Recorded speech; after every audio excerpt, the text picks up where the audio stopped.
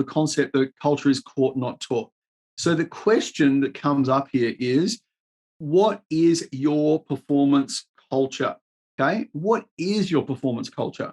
So, and how I like to play with this team is literally you could do a couple of things. You could do this as a team exercise, which is fantastic activation, and you could say, what ideally are the ingredients in a performance culture? What is in there? What actually allows us to have this amazing performance culture? Always, and I'll quickly run through a strategy here. Have them write these down. Have them write down what their individual qualities are. An exercise that I sometimes do with the team is think of a time that you were in a team that was amazing, that was brilliant. What was the team? A sporting team, a social team, a community project team, a business team, and so on. What were the qualities that made that team so great? And have them write those particular qualities down. So what are the qualities? And if they don't know, well, they can make it up around performance culture. Then publish those, and the flip chart that is a publishing mechanism. So start to note those down. What that tells you, and also them, that collectively you have a view on what a performance culture looks like. Then, as the sales leader, your commitment is to actually drive towards that performance. So, are you guys okay that if I see something happening that's outside of this, how do you think we should deal with it? How should I deal with it? And I guarantee the team will say, you need to call it. You need to have a whistleblow moment, like it's out of bounds. So this is what's in our performance culture. If this is what's in, then these things are also out of our performance culture. I just think it helps dramatically with it. Now, what I've done for you is create a little bit of a shopping list of 10 qualities of a performance culture. Let's bring this up. So one of the things is seeing potential in each other and realizing that potential. Ambition is kicked into gear. Optimism is in the conversation. Humility is in the conversation, that we don't know everything, and how can we be humble in this particular process? Respect for the individual, respect for where we're heading, respect for feedback around how I'm improving. Contribution, so making a difference beyond the difference. A sense of achievement. We've got great strategies that we're activating in the business and continually working on those. Energy and effort is in play. And the final one here is celebration. So we're going to pop the champagne around it. What you could do around these 10 right now, and look, there's a couple of things we could do. Let me just jump out. The first thing we could do is ask the team, how are we going on these particular points? Now, if you think, Michael, I'm not sure we're at the place to ask the team that, because it might highlight that we're not there yet. We're better off to ask the team, what does the performance culture look like, get their input, and then start to lead it through. Perfect exercise. What you may want to do yourself privately or personally is to rate yourself on these 10. So the maximum score you can get is 100 points, 1 to 10 on each of them. And I can guarantee the higher you are on this set of performance culture qualities, the more you'll actually have performance culture in your business. So if you're low on one of these, if we're low on ambition, how do we start to have ambitious conversation? So we really want to tap into people's ambition, start utilizing that particular word in conversations. Have a conversation with someone one-on-one. Say, what are you truly ambitious about? If there was one ambition you'd like to achieve in the next 12 months, what would that one ambition be? So all of a sudden you're utilizing it in a language. It hasn't been in our conversation ever before. But what you're doing now is activating in me this whole possibility thinking around that particular aspect. So you can bring these into conversations. And what you might want to do is to do some work on building your performance culture first before you rate. If you're super brave, you'd ask them to rate them right now and say, okay, let's agree this isn't where you and I want it to be. What are we going to do now to get it back on track from there? If you're doing what does performance culture look like? Just let them run in terms of, what are the 3, 4, or 5 things that you saw in a team that was really pumping and producing great results. What are those ingredients in there? Then have them jump into teams of 2 or 3, have a bit of a brainstorm around that, and then based on that brainstorm, then publish that and get a shopping list. And you'll start to see some similarities there. And what you might want to do, Andy, is come up with what are your top 10 out of all of those. So what are the top 10 qualities of performance culture? Once a month. Guys, remember, this is what we went through in terms of performance culture. How are we going? Are we on track, off track? anything that you individually or we collectively need to create a shift to become even more effective in terms of our culture and driving that forward. And there's one more framework that I'd love to cover with you to have in play. But now we can start to see meetings as a key activator of our performance culture. It's a key activator. It's not just going through a set of numbers. It's actually how are we utilizing this meeting to advance our culture, to activate it in an effective way. There's the concept of, and I'm sure many of you have heard either me talk about it or someone else talk about it, of operating above the line and below the line. Now, as far as display management goes, this is a model that I would love you to have on display within your business. So below the line is when someone starts to blame others for what's gone wrong. There's no ownership in it. They're blaming.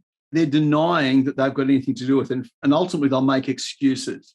So what we've done, congratulations, if we turn this person into playing the role of victim, as a victim, they've learned how to justify what's not going to happen for them, what's not going to occur for them. The challenge with this, we learn this particular behavior as a little tacker when, let's say we spill the milk. Mum or dad walks in and says, "Do you spill the milk?" What do? First thing is we deny.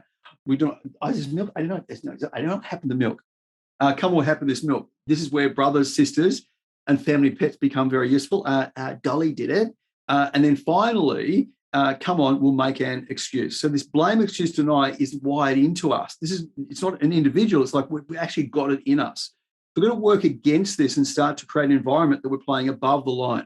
So above the line is we shift over from a blame, excuse, deny into becoming responsible for our actions, having accountability, and having a high level of ownership. Now, this is not a new model, but I guarantee what it does, it puts someone into a leader mode and recognize they have choice in what they're doing.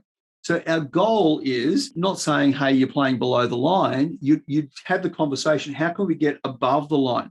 How can you take even greater ownership, even greater accountability, even greater responsibility, and become a leader in this situation? And if you think about the ultimate thing clients are looking for is someone who's going to lead me through the process, ownership, accountability, and responsibility. So you could sit down one-on-one, or you could do as a team, how can we take greater ownership, accountability, responsibility for our learning? How can we take greater ownership, accountability, and responsibility for our lead flow? How can we take greater ownership, accountability, and responsibility for improving our win rate? So all of these have the ability to start to drive a level of performance. And once you've got this in the conversation, you've now got an above the line or below the line conversation. Now, one more level of conversation. When you're above the line, you will have two kinds of individuals. You'll have performers and you'll have players, okay? Now, the big difference, they're both producing great results. Performers are more sort of individualistic focus. Players are more team-based in terms of focus, but you want to have a combination of performers and players within your business. The challenge, though, if a performer goes below the line, they actually become pissed off. Now, they either do it outwardly pissed off or they do it inwardly pissed off, where they won't make a word within the sales meeting. They'll be pleasurable in the sales meeting, but at the coffee machine after the meeting, they're going to go and say, "What a load of is that?" And all of a sudden, they're going to be the one who is bring nasty neggy into play. Now, important point here: no one starts off in a business as pissed off. So we've got to look at is the environment right for achievement? How did this environment allow that pissed offness to occur? And some of the times what we need to do is go and rip the Band-Aid off, have a one-on-one conversation with the person, because quite often we still see them as a performer and they still might be producing results, but they're doing it in a sort of like a aggressive way or an unrestful kind of a way. By the way, when a performer is pissed off, it's when they are most likely to be poached by some other business and say, "Hey, do you want to come and work for us?" They're vulnerable for that. So we've got to recognize that that's a re-recruiting opportunity and to get them back on course with it. Now, we just talked about a performer goes to being pissed off. A player goes to becoming a passenger. and they're just along for the ride, whatever with this. So this is a model I would love you to actually share and show your team and literally put it in place around how we can actually support the team, honoring this and putting this in play. I guarantee when you can start, and you don't say to someone that's a below the line comment, you'd say to someone, how can you move that to an above the line view? How can you take greater ownership in this? How can you lead in this situation? How can you make a better choice in this situation? How can you become responsible for this? And the thing is, responsibility, guys, is easy when things are going great. Yeah, I did it. I made that happen. Yes, it was me. The challenge is when things aren't going the way that you want it to, is to still hold on to the responsibility. Because if you don't hold the responsibility, below the line is like, bang, bang, I just locked I put concrete boots on myself and I'm stuck with this. And my success becomes destined by someone else as opposed to, no, blame, excuse, deny, a victim of the situation. We want to move it to become a responsibility piece and operate above the line. So we've done ownership, accountability, responsibility, operating above the line, having that up on the wall somewhere. And while we're talking about this, I'm a great believer in display management. Now, display management happens in two ways. You can display the activity level. So you can have an activity display, like how many face-to-face meetings are we doing? How many opportunities are we uncovering? So that's an activity level or a result level. So a result level might be that you create for your team that a great month might be 100 sales, okay? So we could then do a countdown, or we have a board there, and we have something there to say, here's the 100 sales. Are we on track, off track? So we can either count up or count down. I've seen count ups work really good. We've achieved this number, we've achieved this number, we've achieved this number. That's a count up, a little bit like a thermometer. And some of the best examples of display management is you drive into a country town and there is the swimming pool redevelopment fund or the swimming pool improvement fund, and you'll see the big thermometer on the road. And as they get closer to when they achieve $100,000 in terms of community contribution, then the council is going to put in another 100,000, and all of a sudden the swimming pool is going to get the upgrade that it needs. So that's display management. Most businesses, as we move towards tech, have reduced the amount of display management. And either I would tech enable your display management. So can we go from tech and get it on screens? If for some reason you don't have the tech to go from your tech and onto a screen, then you need to get it up onto a board, onto a wall, onto a poster with that. And even some of the things here. So what we just talked about, above the line, below the line, that's display management. Having that conversation, me doing a video and you watching it once with the team, as opposed to it being up on display and saying, how are we going with this? Are we on track, off track? That's the thing that'll make a big difference around it.